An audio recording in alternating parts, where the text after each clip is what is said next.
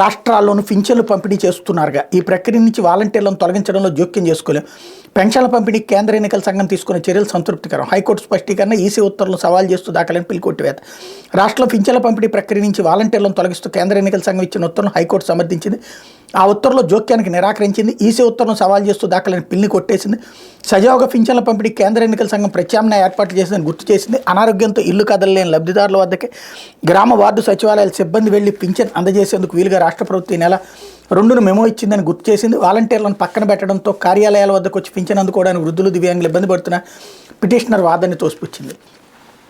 కొన్ని విషయాల్లో చాలా ప్రోయాక్టివ్గా స్పందిస్తూ ఇది మీరెందుకు చేస్తారు, ఇప్పుడు ఎగ్జామ్స్ విషయంలోనూ ఇంకొక దాంట్లోనూ న్యాయస్థానాలు చాలా ప్రోయాక్టివ్గా స్పందిస్తూ ప్రజల పక్షాన ఆలోచిస్తాయి. ఇక్కడేమో రాజకీయ పక్షాల కోరిక వైపుకి స్పందించింది. తీర్పు వాళ్ళ ఇష్టం, హక్కు వాళ్ళది, అధికారం వాళ్ళది. కానీ మానవత్వం అన్నటువంటి కాన్సెప్ట్లో నుంచి మిస్ అవుతున్నటువంటిది ఇక్కడ లాజిక్ లెస్ అన్నటువంటి కాన్సెప్ట్ వైపుకి ఆంధ్రప్రదేశ్ వెళ్ళిపోతుందనడానికి సజీవమైనటువంటి సాక్ష్యం. ఇంకొకటి, ఈ 2